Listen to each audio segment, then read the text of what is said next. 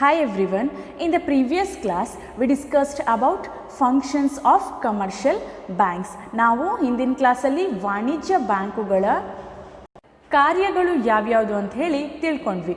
In today's class we are going to discuss about e-banking and insurance.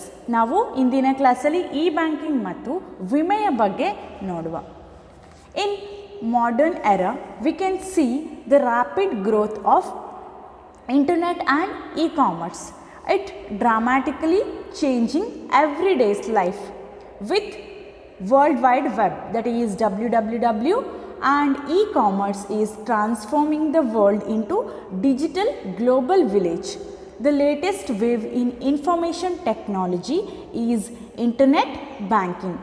Bank provides e-banking facilities to its customers to access banking transactions from anywhere over the internet using a personal computer, mobile telephones or handheld computers.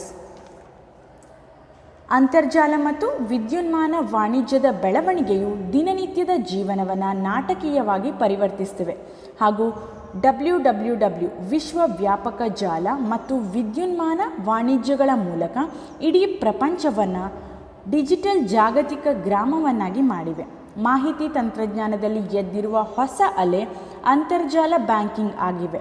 ಇವು ವಾಸ್ತವಿಕ ಬ್ಯಾಂಕಿಂಗ್ನ ಒಂದು ಭಾಗವಾಗಿದ್ದು ಗ್ರಾಹಕರಿಗೆ ಲಭ್ಯವಾಗಿರುವ ವಿಲೇವಾರಿಯ ಮತ್ತೊಂದು ಮಾರ್ಗವಾಗಿವೆ. ಇಲ್ಲಿ bank ತನ್ನ ಗ್ರಾಹಕರಿಗೆ ಅಂತರ್ಜಾಲದ ಬ್ಯಾಂಕಿಂಗ್ ವ್ಯವಸ್ಥೆಯನ್ನು ನೀಡ್ತಾ ಇವೆ. ಇಲ್ಲಿ ಗ್ರಾಹಕರು ಇಂಟರ್ನೆಟ್ ಅಂತರ್ಜಾಲದ ಸಹಾಯದಿಂದ ಎಲ್ಲ ರೀತಿಯ ಬ್ಯಾಂಕಿಂಗ್ ಚಟುವಟಿಕೆಗಳನ್ನು ನಡೆಸಬಹುದಾಗಿವೆ.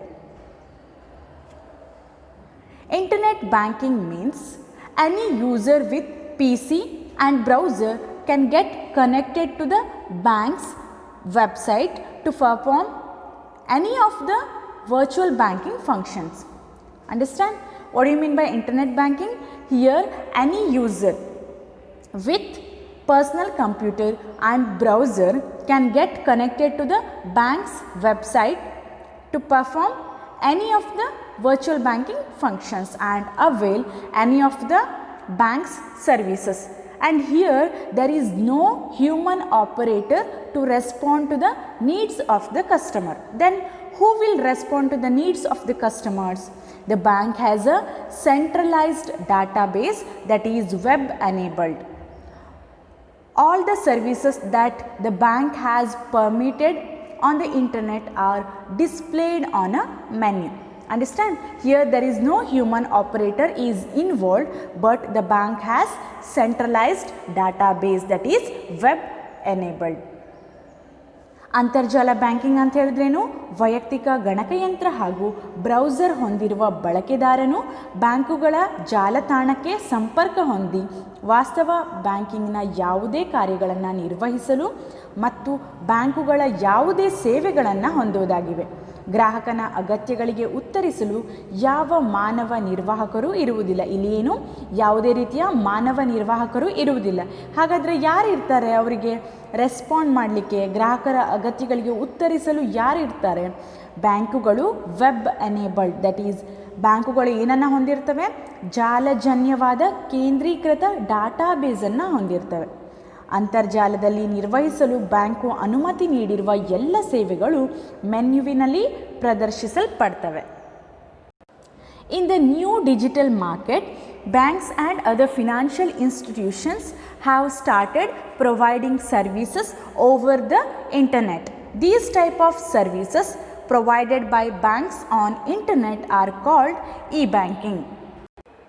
What do you mean by e-banking? In the new digital marketplace, banks and other financial institutions have started providing services over the internet. These type of services provided by the banks on internet are called as e-banking. The e-banking, it reduces the transaction cost and adds value to the banking relationships and empowers customers. E-banking is a electronic banking or banking using electronic media. These e-banking facilities allows its customers to conduct banking transactions such as managing savings, checking account balance, applying for loans or payment of bills over the internet using personal computers. Here what it do, it allows the customers to perform banking functions such as managing the savings, checking account balance, applying for loans or payment of any bills over internet using personal computers, mobile telephone or handheld computers. Okay, personal digital assistant. The range of service offered by the e-banking are, first one is ATM, automated teller machine, and the next one is point of sales, POS, and electronic data interchange, EDI, and credit cards, electronic or digital cash, and electronic bank transfer, EFT. The two ways in which EFT can be done are, first one is NEFT. Okay, the electronic fund transfer are done with two types. Okay, first one is NEFT, NEFT, National Electronic Fund Transfer, and the next one is RTGS, Real Time Gross Settlement. NEFT, NEFT. Under this system, the funds directly transferred from one account to another account. Okay, RTGS means what? Real Time Gross Settlement. These are fund transfer system where transfer of money takes place from one bank to another bank on real time. Digital ಮಾರುಕಟ್ಟೆಯಲ್ಲಿ ಬ್ಯಾಂಕ್ಗಳು ಮತ್ತು ಹಣಕಾಸು ಸಂಸ್ಥೆಗಳು ತಮ್ಮ ಸೇವೆಯನ್ನು ಅಂತರ್ಜಾಲದ ಮೂಲಕ ಸಲ್ಲಿಸಲು ಒಪ್ಪಿಗೆಯನ್ನು ನೀಡ್ತಾ ಇವೆ. ಅಂತರ್ಜಾಲದ ಮೂಲಕ ಬ್ಯಾಂಕುಗಳು ನೀಡುತ್ತಿರುವ ಬ್ಯಾಂಕ್ ಸೇವೆಗಳನ್ನು ವಿದ್ಯುನ್ಮಾನ ಬ್ಯಾಂಕಿಂಗ್ ಅಥವಾ ಇ ಬ್ಯಾಂಕಿಂಗ್ ಎಂದು ಕರೆಯುತ್ತಾರೆ.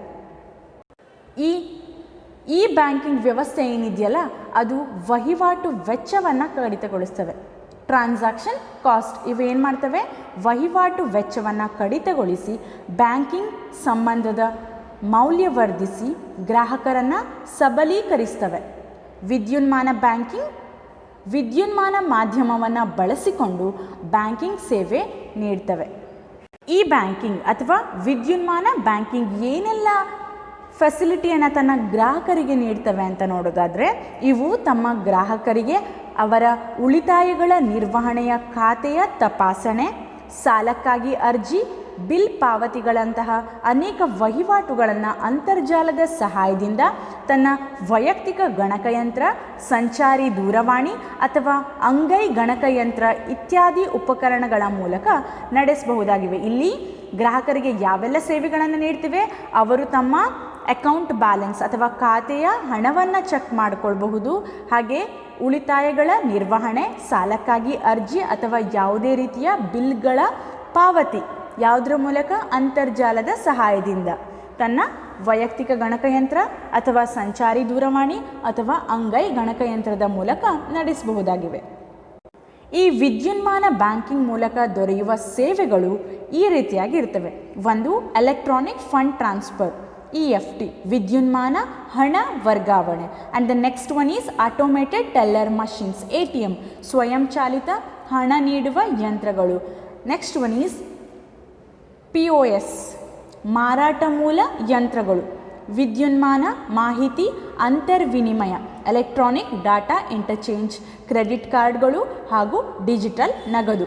ಈ ಎಲ್ಲ ವಿದ್ಯುನ್ಮಾನ ಬ್ಯಾಂಕಿಂಗ್ ಈ ಮೂಲಕ ಸೇವೆಯನ್ನು ನಿರ್ವಹಿಸ್ತವೆ. Next will discuss about the benefits of E banking. E ಬ್ಯಾಂಕಿಂಗ್ನ ಪ್ರಯೋಜನಗಳು ಯಾವ್ಯಾವುದು ಅಂತ ಹೇಳಿ ನೋಡುವ. The first one is E banking facilitates digital payments and promotes transparency in financial statements. E banking ಏನು? ಡಿಜಿಟಲ್ ಪಾವತಿಗಳನ್ನು ಸುಗಮಗೊಳಿಸ್ತವೆ ಮತ್ತು ಹಣಕಾಸು ಹೇಳಿಕೆಗಳಲ್ಲಿ ಪಾರದರ್ಶಕತೆಯನ್ನು ಉತ್ತೇಜಿಸ್ತವೆ.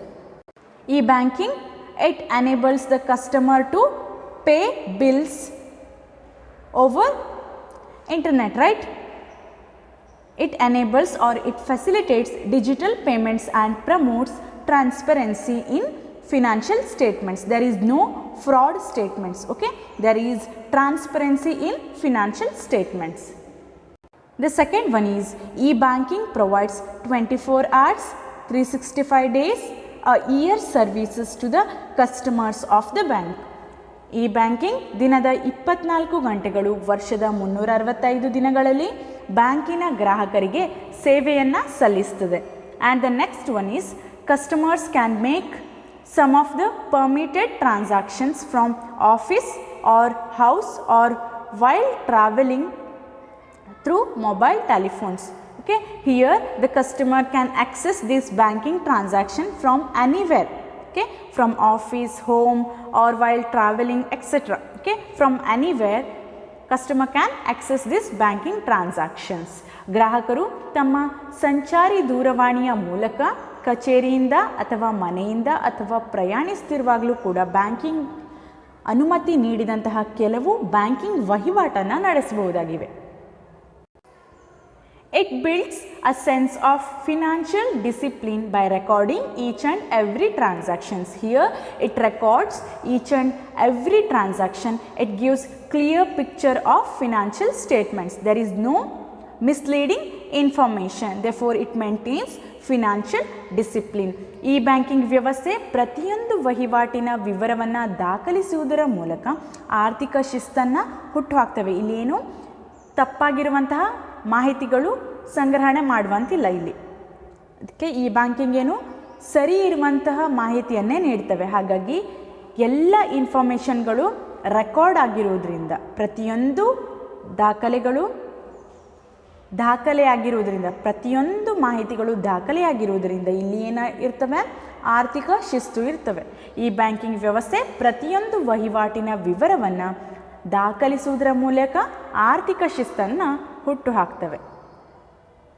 Next one is greater customer satisfaction by offering unlimited access to the bank, not limited by walls of the branch, and less risk and greater security to the customer as they can avoid traveling with cash. Here the customers can travel without having cash because it facilitates e-banking facility, right?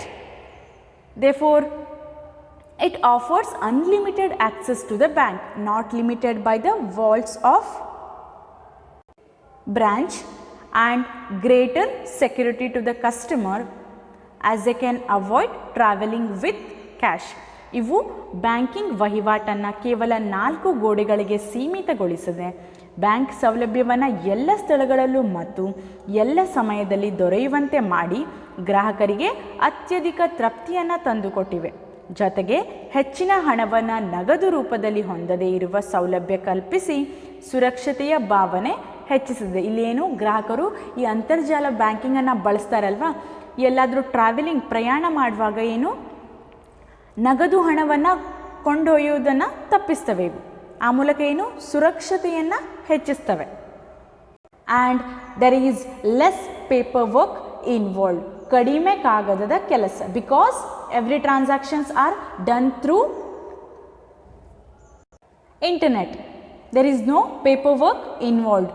ಎಲ್ಲ ಕಾರ್ಯಗಳು ಅಂತರ್ಜಾಲದ ಮೂಲಕ ನಡೀತಾವಲ್ವ, ಹಾಗಾಗಿ ಕಾಗದದ ಕೆಲಸ ಏನಾಗ್ತವೆ, ಕಡಿಮೆ ಆಗ್ತದೆ.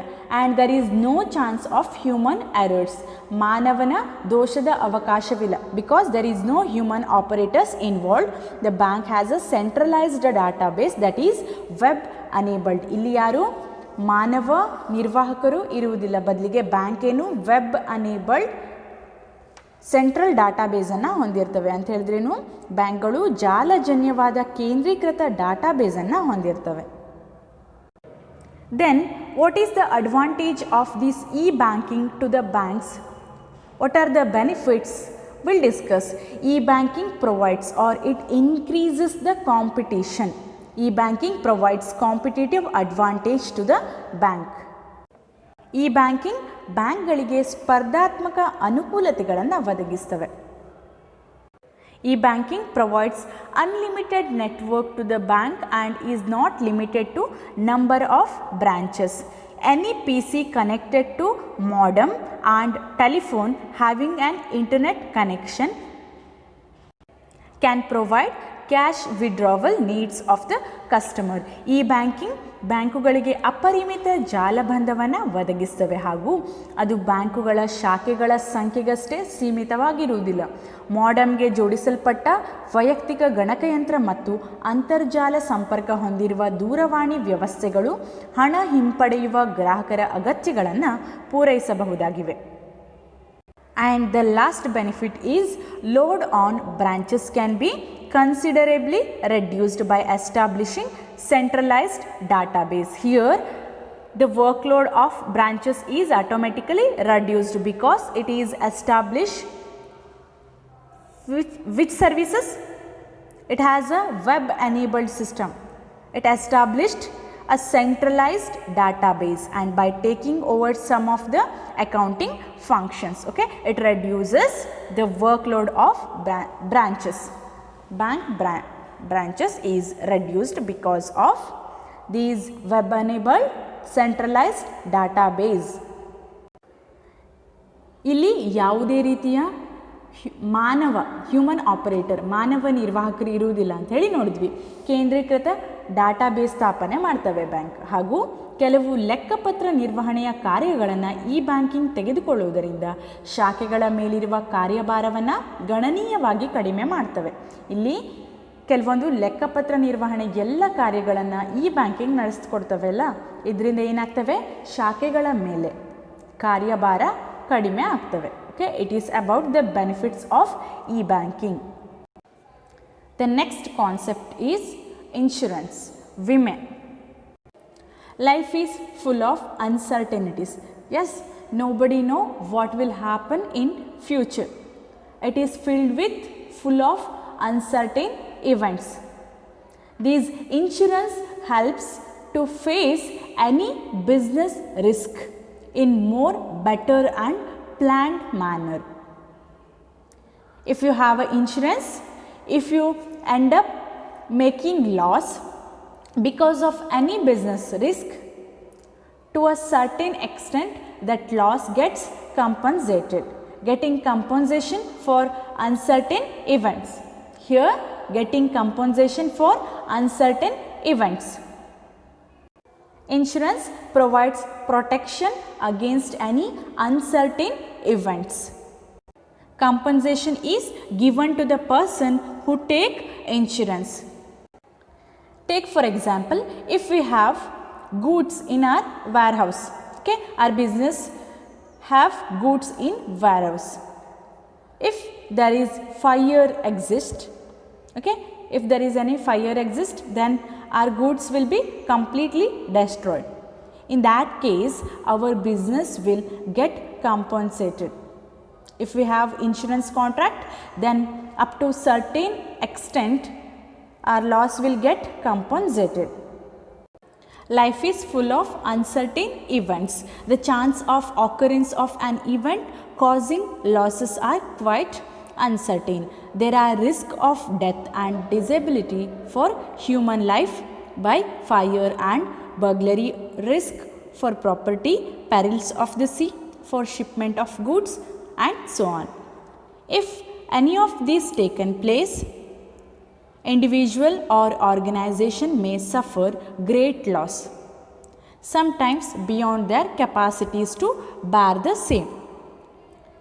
It helps to minimize the impact of such uncertainties that there is a need for insurance. Okay, this insurance minimize the risk or uncertainties. ನಮ್ಮ ಜೀವನ ಬಹಳಷ್ಟು ಅನಿಶ್ಚಿತಗಳಿಂದ ಕೂಡಿರ್ತವೆ. ಯಾವಾಗ ಏನು ಸಂಭವಿಸ್ತವೆ ಅಂತ ಹೇಳಲಿಕ್ಕೆ ಬರುವುದಿಲ್ಲ. ಈಗ ಒಬ್ಬ ವ್ಯಕ್ತಿ ವಿಮೆಯನ್ನು ಹೊಂದಿದ್ರೆ ಆವಾಗ ಅವನಿಗೆ ಎಷ್ಟೇ ಲಾಸ್, ಎಷ್ಟೇ ನಷ್ಟವಾದರೂ ಕೂಡ ಈ ವಿಮೆ ಅದನ್ನು ಭರಿಸಲಿಕ್ಕೆ ಸಹಾಯ ಮಾಡ್ತವೆ. ನಷ್ಟ ಉಂಟು ಮಾಡುವ ಘಟನೆಗಳ ಘಟಿಸುವಿಕೆಯು ಅನಿಶ್ಚಿತವಾಗಿವೆ. ಮಾನವನ ಜೀವನಕ್ಕೆ ಸಾವು, ನೋವು, ಅಂಗವೈಕಲ್ಯಗಳ ಅಪಾಯ, ಆಸ್ತಿಗಳಿಗೆ ಅಗ್ನಿ ಮತ್ತು ದರೋಡೆಗಳ ಅಪಾಯ, ಸಾಗರಯಾನ ಮತ್ತು ಹಡಗಿನಲ್ಲಿ ಸಾಗಿಸಲ್ಪಡುವ ಸರಕುಗಳಿಗೆ ಕಡಲ ಗಂಡಾಂತರಗಳಿಂದ ಅಪಾಯ, ಹೀಗೆ ಅನೇಕ ಅಪಾಯಗಳಿರ್ತವೆ. ಮಾನವನ ಜೀವನ ಏನಾಗಿರ್ತವೆ, ಅನಿಶ್ಚಿತೆಗಳಿಂದ ಕೂಡಿರ್ತವೆ. ಮುಂದೆ ಏನು ಸಂಭವಿಸ್ತವೆ ಅಂತ ಹೇಳಿ ಊಹಿಸಲಿಕ್ಕೂ ಸಾಧ್ಯವಿಲ್ಲ. ಒಂದು ವೇಳೆ ಈ ಎಲ್ಲ ಅಪಾಯಗಳು ಸಂಭವಿಸಿದರೆ ಅದರಿಂದಾಗುವ ನಷ್ಟವನ್ನು ಭರಿಸಲು ಕೆಲ ವ್ಯಕ್ತಿಗಳು ಅಥವಾ ಸಂಘಟನೆಗಳಿಗೆ ಅಸಾಧ್ಯವಾಗ್ತವೆ. ಇಲ್ಲಿ ಎಲ್ಲರ ಹತ್ರ ಹಣದ ಅವಶ್ಯಕತೆ, ಎಲ್ಲರಿಗೂ ಹಣದ ಅವಶ್ಯಕತೆ ಇರ್ತವೆ, ಹೌದಾ? ಎಲ್ಲರ ಹತ್ರನೂ ಹಣ ಇರುವುದಿಲ್ಲ. ಆಗ ಅಪಾಯಗಳು ಸಂಭವಿಸಿದರೆ ಅದನ್ನು ಭರಿಸಲಿಕ್ಕೆ ಎಲ್ಲರ ಹತ್ರ ಸಾಧ್ಯವಿಲ್ಲ, ಎಲ್ಲ ಕಂಪನಿಗಳಿಗೆ ಅಥವಾ ಸಂಘಟನೆಗಳಿಗೆ ಸಾಧ್ಯವಿರುವುದಿಲ್ಲ. ಹೀಗೆ ಅನಿಶ್ಚಿತ ಘಟನೆಗಳಿಂದ ಉಂಟಾಗುವ ನಷ್ಟವನ್ನು ಪೂರ್ತಿಯಾಗಿ ಭರಿಸಲಾಗದಿದ್ದರೂ ಕೂಡ ಈ ವಿಮೆ ಎಂಬ ಸಾಧನವು ನಷ್ಟವನ್ನು ಮತ್ತು ಅದರಿಂದಾಗುವ ಪರಿಣಾಮವನ್ನು ಕಡಿಮೆ ಮಾಡುವಲ್ಲಿ ಶಕ್ತವಾಗಿವೆ. Here people facing common risk come together and make small contribution to a common fund, which helps to spread the loss caused to individual by a particular risk over number of persons who are exposed to it. Here every person has to contribute a small amount of money periodically. It is called as premium to the insurance companies to get protect, okay, which is helps to spread the loss caused to an individual by particular risk, we can say. ಸಾಮಾನ್ಯ ಅಪಾಯಗಳನ್ನು ಎದುರಿಸುತ್ತಿರುವ ಜನರು ಒಂದುಗೂಡಿ ತಮ್ಮ ಅಲ್ಪ ಕೊಡುಗೆಯ ಮೂಲಕ ಸಾಮಾನ್ಯ ನಿಧಿಯೊಂದನ್ನು ಸ್ಥಾಪಿಸಿ ವ್ಯಕ್ತಿಯೊಬ್ಬನಿಗೆ ನಿರ್ದಿಷ್ಟ ಅಪಾಯದಿಂದಾಗುವ ನಷ್ಟವನ್ನು ಆ ಅಪಾಯಕ್ಕೆ ಒಳಗಾಗುವ ಅಸಂಖ್ಯಾತ ವ್ಯಕ್ತಿಗಳಿಗೆಲ್ಲ ಹಂಚುವ ಮೂಲಕ ಸಹಾಯವನ್ನು ಪಡೆದುಕೊಳ್ತಾರೆ. Insurance is a device by which losses likely to be caused by an uncertain event is spread over a number of persons who are exposed to it and who are prepared to insure themselves against such an event. Here, what do you mean by insurance? It is a contract or agreement under which one party agrees in return for a consideration to pay an agreed amount of money to another party to make a loss or damage or injury to something of value in which the insured has a pecuniary interest as a result of some uncertain event. Here, what do you mean by pecuniary interest? It is the opportunity directly or indirectly to profit or share in any profit derived from transactions in the security. ಹಣದ ಆಸಕ್ತಿ ಅಂತ ಹೇಳಿದ್ರೇನು? ಸುರಕ್ಷತೆಯಲ್ಲಿನ ವಹಿವಾಟಿನಿಂದ ಪಡೆದ ಯಾವುದೇ ಲಾಭವನ್ನು ನೇರವಾಗಿ ಅಥವಾ ಪರೋಕ್ಷವಾಗಿ ಲಾಭ ಹಂಚಿಕೊಳ್ಳುವ ಅವಕಾಶವನ್ನು ನಾವು ಹಣದ ಆಸಕ್ತಿ ಅಂತ ಕರಿತೀವಿ. Okay, what you mean by insurance? It is a contract or agreement under which one party agrees in return for a consideration to pay an agreed amount of money to another party, okay, to make loss, damage or injury to something of a value in which the insured has a pecuniary interest as a result of some uncertain event. ವಿಮೆ ಅಂದರೆ ಇಬ್ಬರು ವ್ಯಕ್ತಿಗಳ ನಡುವಿನ ಒಪ್ಪಂದವಾಗಿದ್ದು, ಒಪ್ಪಂದದನ್ವಯ ಒಬ್ಬ ವ್ಯಕ್ತಿಯು ಒಂದು ಪ್ರತಿಫಲಕ್ಕಾಗಿ ಇನ್ನೊಬ್ಬ ವ್ಯಕ್ತಿಯ ಜೀವ ಅಥವಾ ಅವನ ಆಸ್ತಿಗೆ ಅಥವಾ ಅವನು ಹಣಕಾಸಿನ ಆಸಕ್ತಿ ಹೊಂದಿರುವ ಇನ್ಯಾವುದೇ ವ್ಯಕ್ತಿ ಅಥವಾ ಒಂದು ನಿರ್ದಿಷ್ಟ ಘಟನೆಯಿಂದಾಗಿ ಉಂಟಾಗಬಹುದಾದಂತಹ ಅಥವಾ ಗಾಯಗಳಿಗೆ ನಷ್ಟ ಪರಿಹಾರ ಕೊಡುತ್ತೇನೆಂದು ಭರವಸೆ ಕೊಡುವುದಾಗಿರ್ತವೆ. We'll see in simple term, insurance is a contract represented by policy in which an individual or entity receives financial protection or reimbursement against losses from an insurance company. ವಿಮೆ ಎನ್ನುವುದು ಒಂದು ಪಾಲಿಸಿಯಿಂದ ಪ್ರತಿನಿಧಿಸಲ್ಪಡುವ ಒಂದು ಒಪ್ಪಂದವಾಗಿರ್ತವೆ. ಇದರಲ್ಲಿ ಒಬ್ಬ ವ್ಯಕ್ತಿ ಅಥವಾ ಘಟಕವು ವಿಮಾ ಕಂಪನಿಯಿಂದ ನಷ್ಟದ ವಿರುದ್ಧ ಹಣಕಾಸಿನ ರಕ್ಷಣೆ ಅಥವಾ ಮರುಪಾವತಿಯನ್ನು ಪಡೆಯುತ್ತದೆ. Insurance provides protection against any uncertain events. ವಿಮೆಯನ್ನು ಸಂಭವಿಸುವ ಅನಿಶ್ಚಿತತೆಗಳಿಗೆ ರಕ್ಷಣೆಯನ್ನು ಒದಗಿಸ್ತವೆ. This agreement or contract is put in writing and it is known as policy. What do you mean by insurance policy? Agreement or contract is put in writing and it is known as policy. ಇಬ್ಬರು ವ್ಯಕ್ತಿಗಳ ನಡುವೆ ನಡೆಯುವ ವಿಮಾ ಒಪ್ಪಂದವು ಬರವಣಿಗೆ ರೂಪದಲ್ಲಿ ಇದ್ದರೆ ಅದನ್ನು ನಾವು ವಿಮಾ ಕರಾರು ಪತ್ರ ಅಂತ ಹೇಳಿ ಕರಿತೀವಿ. The person whose risk is insured is known as insure. ಯಾವ ವ್ಯಕ್ತಿಯ ನಷ್ಟ ಭಯಕ್ಕೆ ವಿಮೆ ಇಳಿಸಲ್ಪಡ್ತವೆಯೋ ಅಂತಹ ವ್ಯಕ್ತಿಯನ್ನು ನಾವು ವಿಮಾದಾರ ಎಂದು ಕರೆಯುತ್ತೇವೆ. And the firm which insures the risk of loss is known as insurer or assurance underwriter. ಯಾವ ಸಂಸ್ಥೆಯು ನಷ್ಟ ಭಯಕ್ಕೆ ವಿಮೆ ಇಳಿಸುತ್ತದೆಯೋ ಅದನ್ನು ವಿಮಾಕರ್ತ ಅಥವಾ ಭರವಸೆಯ ಕೆಳ ಬರಹಗಾರ ಅಂಥೇಳಿ ಕರಿತೇವೆ. Next one is fundamentals or fundamental principles of insurance. ವಿಮೆಯ ಮೂಲಭೂತ ತತ್ವಗಳು. The basic principle of insurance is that an individual or a business concern choose to spend sum in place of a possible huge amount involved in an indefinite future loss. Thus, insurance is a substitution of small periodical payment called as premium for a risk of large possible loss. Here, an individual will pay small periodical payment to insurance company is known as premium for risk of large possible loss. To cover future losses, he will pay small periodical amount known as premium to the insurance company. The loss of risk still remains, but the loss is spread over large number of policy holders exposed to the same risk. The premium paid by them are pooled out, of which the loss sustained by any policy holder is compensated. Here, the insurance company collects the premium from different policy holders and these amount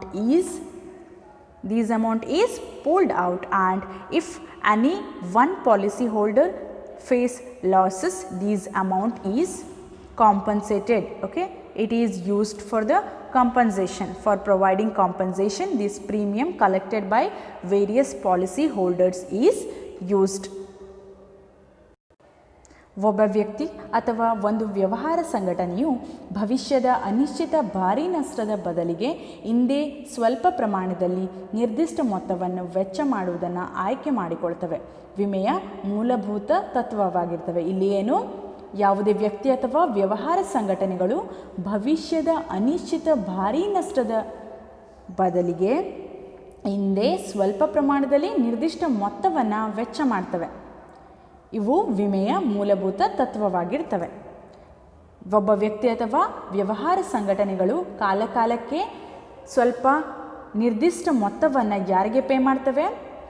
ವಿಮೆ ಕಂಪನಿಗೆ ಪಾವತಿಸ್ತವೆ. ಯಾಕೆ ಅಂತ ಹೇಳಿದ್ರೆ ಮುಂದೆ ಸಂಭವಿಸುವಂತಹ ಭಾರೀ ನಷ್ಟವನ್ನು ಕಡಿಮೆ ಮಾಡಿಕೊಳ್ಳಿಕ್ಕೆ ಏನು ಮಾಡ್ತವೆ? ಕಾಲಕಾಲಕ್ಕೆ ನಿರ್ದಿಷ್ಟ ಮೊತ್ತವನ್ನು ಭರಿಸ್ತಾ ಇರ್ತವೆ ಅಥವಾ ಪಾವತಿ ಮಾಡ್ತಾ ಇರ್ತವೆ. ಹೀಗೆ ಇನ್ಶೂರೆನ್ಸ್ ಕಂಪನಿ ಅಥವಾ ವಿಮೆ ಕಂಪನಿ ಏನಿದೆಯಲ್ವಾ, ಎಲ್ಲರಿಂದಲೂ ನಿರ್ದಿಷ್ಟ ಮೊತ್ತವನ್ನು ಒಟ್ಟುಗೂಡಿಸ್ತವೆ. ಹಾಗೂ ಯಾರಾದರೂ ಒಬ್ಬರು ಗ್ರಾಹಕರು ನಷ್ಟ ಭಯವನ್ನು ಎದುರಿಸ್ತಿದ್ರೆ ಅಂತಹ ಸಮಯದಲ್ಲಿ ಈ ಹಣವನ್ನು ನೀಡುವುದರ ಮೂಲಕ ಅವರ ನಷ್ಟ ಭಯವನ್ನು ಕಡಿಮೆ ಮಾಡ್ತವೆ ಅಂತ ಹೇಳ್ಬೋದು. Insurance is a form of risk management primarily used to safeguard against the risk of potential financial loss. Insurance is defined as the equitable transfer of risk of potential loss from one entity to another in exchange for a reasonable fees. Insurance company therefore is an association, corporation or an organization engaged in the business of paying all legitimate claims that may arise in exchange for a fees known as premium. ಇಲ್ಲಿ ಒಬ್ಬ ವ್ಯಕ್ತಿ ಅಥವಾ ವ್ಯವಹಾರ ಸಂಘಟನೆಗಳು ಮುಂದಿನ ಭಾರೀ ನಷ್ಟದ ಬದಲಿಗೆ ಸಮಯಾನುಸಾರ ಕೊಡಬೇಕಾಗದ ಸಣ್ಣ ಮೊತ್ತವನ್ನು ನಿರ್ದಿಷ್ಟ ಮೊತ್ತವನ್ನು ಯಾರಿಗೆ ಕೊಡ್ತಾ ಇರ್ತೇವೆ? ವಿಮೆ ಕಂಪನಿಗೆ. ಮುಂದೆ ಸಂಭವಿಸುವಂತಹ ಭಾರಿ ನಷ್ಟವನ್ನು ಕಡಿಮೆ ಮಾಡುವ ಸಲುವಾಗಿ ಸಮಯಕ್ಕೆ ಅನುಸಾರವಾಗಿ ನಿರ್ದಿಷ್ಟ ಮೊತ್ತವನ್ನು ಈ ಗ್ರಾಹಕರು ಅಥವಾ ವ್ಯಕ್ತಿ ಅಥವಾ ವ್ಯವಹಾರ ಸಂಘಟನೆಗಳು ವಿಮಾ ಕಂಪನಿಗೆ ನೀಡ್ತಾ ಇರ್ತವೆ. ನಷ್ಟ ಭಯವನ್ನು ಸಂಪೂರ್ಣವಾಗಿ ತಡೆಯಲಾಗುವುದಿಲ್ಲ. ವಿಮೆ ಮಾಡಿಸದಿದ್ದರೂ ನಷ್ಟ ಭಯವಿದ್ದೇ ಇರ್ತದೆ. ಆದರೆ ಈ ಅದೇ ಬಗೆಯ ನಷ್ಟಕ್ಕೆ ವಿಮೆ ಇಳಿಸಿದವರಿಗೆಲ್ಲ ಹಂಚಿಕೆ ಆಗ್ತವೆ. ಒಂದೇ ಬಗೆಯ ನಷ್ಟ ಭಯಕ್ಕೆ ವಿಮೆ ಇಳಿಸಿದವರೆಲ್ಲರೂ ಪಾವತಿಸಿದ ವಿಮಾ ಕಂತಿನ ಮೊತ್ತವನ್ನು ಒಂದೆಡೆ ಸೇರಿಸಿ ನಷ್ಟ ಹೊಂದಿದ ವ್ಯಕ್ತಿ ಅಥವಾ ಸಂಸ್ಥೆಗೆ ಪರಿಹಾರವನ್ನು ಕೊಡಲಾಗ್ತವೆ. ಇಲ್ಲಿ ಒಂದೇ ಬಗೆಯ ನಷ್ಟ ಭಯ ಎದುರಿಸ್ತೇನೆ ಅಂತ ಹೇಳಿ ಯಾರೆಲ್ಲ ಡಿಸೈಡ್ ಮಾಡಿ ಪೀರಿಯಾಡಿಕಲ್ ಪೇಮೆಂಟ್ ಕಾಲಕ್ಕೆ ನಿರ್ದಿಷ್ಟ ಅಮೌಂಟನ್ನು ಯಾರಿಗೆ ವಿಮಾ ಕಂಪನಿಗೆ ನೀಡಿರ್ತಾರಲ್ವ ಅದೆಲ್ಲ ಸಂಗ್ರಹಿಸಿ ಈ ಯಾರು ನಷ್ಟ ಭಯವನ್ನು ಹೊಂದಿರ್ತಾರೋ ಅವರಿಗೆ ಈ ಮೊತ್ತವನ್ನು ನೀಡಲಾಗ್ತವೆ. ಈ ಮೊತ್ತವನ್ನು ನೀಡಿ ಪರಿಹಾರವನ್ನು ಕೊಡಲಾಗ್ತವೆ. Insurance is a social device in which a large group of individuals that is insured transfers risk to another party insurer in order to combine loss experience which provides for payment of losses from funds contributed premium by all members. Insurance is meant to protect the insured against uncertain events which may cause disadvantages to him. ವಿಮೆಯು ನಷ್ಟಭಯ ನಿರ್ವಹಣಾ ವ್ಯವಸ್ಥೆಯಾಗಿದ್ದು ಸಂಭವನೀಯ ಹಣಕಾಸಿನ ನಷ್ಟದಿಂದ ಪ್ರಾಥಮಿಕವಾಗಿ ಸಂರಕ್ಷಿಸಿಕೊಳ್ಳಲು ಬಳಸಬಹುದಾಗಿವೆ. ವೈಚಾರಿಕವಾಗಿ ವಿಮೆಯನ್ನು ನ್ಯಾಯೋಚಿತವಾದ ಶುಲ್ಕದ ವಿನಿಮಯಕ್ಕಾಗಿ ಒಬ್ಬರಿಂದ ಇನ್ನೊಬ್ಬರಿಗೆ ಸಂಭವನೀಯ ನಷ್ಟಭಯ ಅಥವಾ ಅಪಾಯದ ಸಮಾನ ವರ್ಗಾವಣೆ ಎಂದು ವ್ಯಾಖ್ಯಾನಿಸಲಾಗಿವೆ.